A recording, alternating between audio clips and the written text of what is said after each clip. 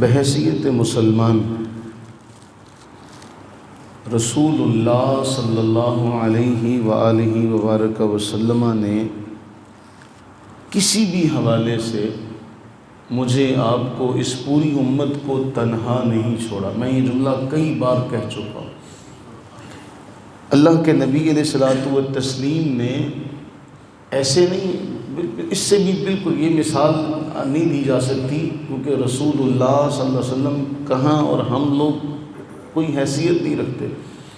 جیسے آپ کسی کو یہاں سے اسٹاپ پر جانے کا رستہ بتائیں تو آپ کو یہ بھی پتہ ہے کہ یہاں کون سا دروازہ آئے گا، آگے کون سا چوک پر کون سی دکان آئے گی، وہاں سے بائیں مڑنا ہے، پھر دائیں مڑنا ہے، تو سامنے آپ کی منزل آ جائے گی۔ آپ جس طرح اپنے گھر کا کسی کو رستہ بتائیں تو آپ فون کے اوپر بتائیں گے بھی وہاں سے مڑنا ہے، آگے نیلے رنگ کا گیٹ آئے گا، پھر آگے کالے رنگ کا گیٹ آئے گا، وہاں سے پھر آگے دکان آئے گی۔ گویا آپ اس کو دیکھ رہے ہیں اور اگلا بندہ آپ کے بتائے ہوئے کے مطابق آ رہا ہے۔ یعنی ایسا ہے نا کہ آپ کوئی چیز ایسی جسے آپ نے دیکھا ہوا، اللہ کے نبی صلی اللہ علیہ وسلم نے ایسے ہی امت کو بتایا ہوا ہے، ایسا فتنہ آئے گا، ایسے فتنے آئیں گے، اس طرح آئیں گے، ان میں یہ تم نے کرنا ہے، ان میں تم نے یہ کرنا ہے، ان میں ایسے کرنا۔ مسند احمد بن حنبل کی حدیث نمبر ہے 7796، اور یہ صحیح بخاری کے اندر بھی ہے، صحیح مسلم کے اندر بھی ہے۔ رسول اللہ صلی اللہ علیہ وسلم نے فرمایا ستکون فتن، ان قریب اتنے ایسے فتنے آئیں گے، القاعد فیہا خیر من القائم، کہ اس میں بیٹھنے والا کھڑے ہونے والے سے بہتر ہوگا۔ فتنوں سے دور رہنا، فتنوں کے دور میں یعنی ایسے ان قریب تم میں اتنے فتنے آئیں گے کہ ان میں بیٹھنے والا کھڑے ہونے والے سے بہتر ہوگا، اور جو کھڑا ہونے والا ہوگا وہ چلنے والے سے بہتر ہوگا، چلنے والا دوڑنے والے سے بہتر ہوگا۔ فرمایا ان کی طرف اگر کسی نے جھانک کر بھی دیکھا، ان فتنوں کی طرف کسی نے جھانک کر بھی دیکھا تو وہ اسے بھی اپنی لپیٹ میں لے لیں گے۔ یہ نہیں ہے کہ آپ کو لگے نہیں میں تو ٹھیک ہوں، مجھے تو کچھ نہیں ہونے لگا۔ فرمایا اتنے فتنے آئیں گے، ان سے بچنا، ان سے بچنے کی کوشش کرنا، اس لیے کہ ان فتنوں میں کسی نے جھانک کر بھی دیکھا نا، جھانتی بھی ماری، تو وہ اسے اپنی پناہ میں لے لیں گے۔ اس وقت جس کسی کو کوئی پناہ کی جگہ ملے وہاں وہ اپنے آپ کو بچا لے، جہاں کسی کو کوئی پناہ ملے اپنے آپ کو بچا لے۔ تو کیسا دور ہے جس دور میں ہم جی رہے ہیں، نبی سرور عالم صلی اللہ علیہ وسلم کے دین پر، آپ کی بتائی ہوئی باتوں پر اعتراض ہو رہا۔ جس طرح اب ہے نا قربانی کا موسم شروع ہو چکا ہے، تو اب یہ طرح طرح کے ہمیں ڈھکوسلے اور دلاسے دیے جائیں گے کہ بھئی وہ جو قربانی کے لیے وہ جو جانور ہے وہ رقم کسی غریب کو دے دی جائے تاکہ اس کا جو ہے وہ معاملہ پورا ہو جائے، تاکہ اس کی مدد ہو جائے، وہ زیادہ بہتر نہیں ہے؟ فلاں جگہ کولر رکھ دیا جائے، لوگ ٹھنڈا پانی پی سکیں۔ یہ سارے کی ساری بیماریاں تمہیں قربانی کے وقت کیوں تمہیں یاد آتی ہیں؟ یہ تمہارا درد جو ہے یہ قربانی کے موسم میں کیوں جاگتا ہے؟ بھئی اسلام نے کسی صورت منع نہیں کیا۔ اللہ کے نبی علیہ السلام نے کیا فرمایا؟ کسی کا سامان اٹھوا دینا بھی صدقہ، سواری پر سامان رکھنا بھی صدقہ، کسی کو رستہ بتانا بھی صدقہ۔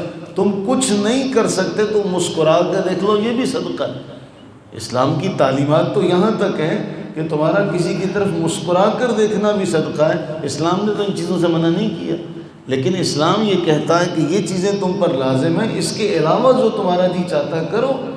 لیکن تم ہمدردی کا ایک رویہ اختیار کرتے ہوئے نہیں جی یہ نہیں ہونا چاہیے، اس کے بجائے یہ ہونا چاہیے، تو یاد رکھیے حضور علیہ الصلوۃ والسلام نے فرما دیا فتنے آئیں گے، ان میں بیٹھے رہنا، کہیں ان کی طرف جھانکنا مت۔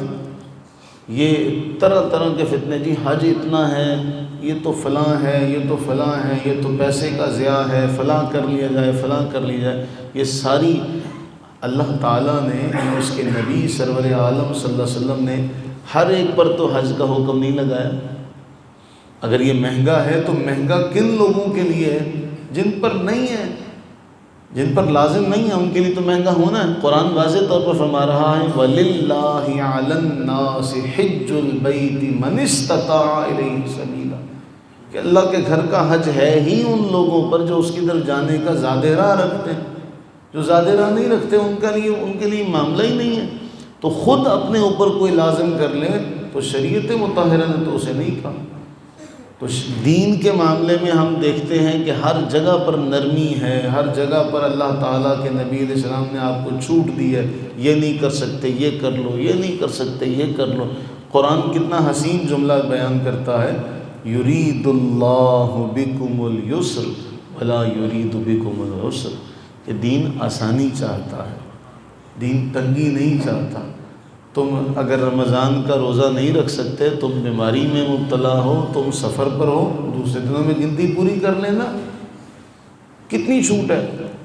تم نماز نہیں پڑھ سکتے کھڑے ہو کر، بیٹھ کر پڑھ لو، بیٹھ کر نہیں پڑھ سکتے اشارے سے پڑھ لو۔ اور نرمی کیا ہوتی ہے۔